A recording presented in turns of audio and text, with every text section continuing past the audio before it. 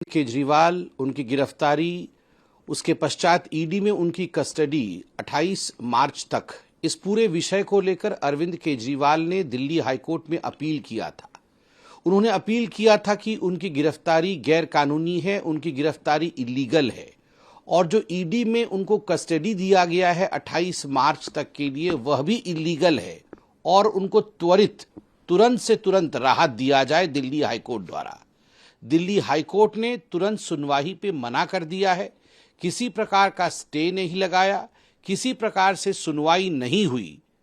ये दिखाता है कि बार बार जो अरविंद केजरीवाल जी के अंदर एक सेंस ऑफ एंटाइटलमेंट है कि मैं भ्रष्टाचार भी करूंगा और मैं कानून का सामना नहीं करूंगा, इसका पर्दाफाश हुआ है।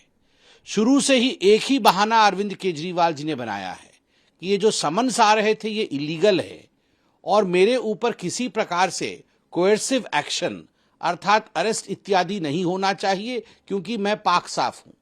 किंतु हिंदुस्तान के जो कानून है, जब कानून के सामने जाके अरविंद केजरीवाल खड़े होते हैं तो ठीक उसका विपरीत होता है।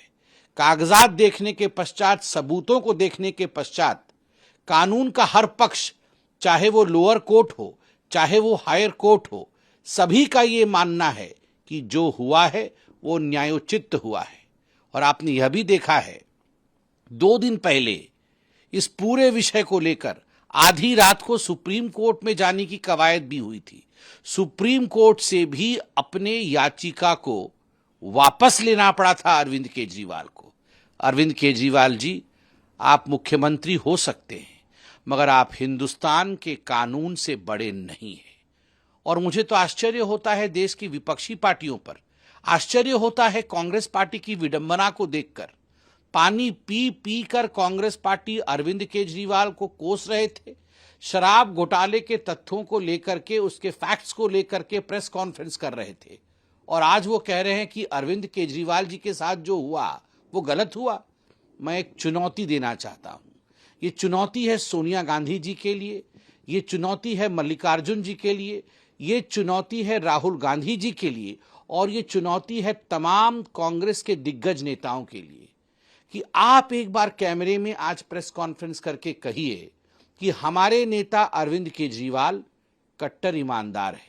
आप दिल पर हाथ रख के कहिए कि अरविंद केजरीवाल जी ने शराब नीति में, शराब पॉलिसी बनाने में कोई घोटाला नहीं किया।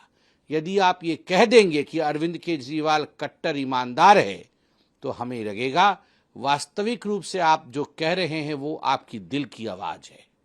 मगर संजय निरुपम ने भी कल ट्वीट किया है अपनी दिल की आवाज। आप लोगों के दिल में आवाज कुछ और है और सत्ता पाने की चाहत में जुबां पे आवाज कुछ और है। मैं आशा करता हूं कि जो इंडी घमंडिया अलायंस है कहीं न कहीं इस चुनौती को स्वीकार करेगी और इस पर आगे बढ़ेगी।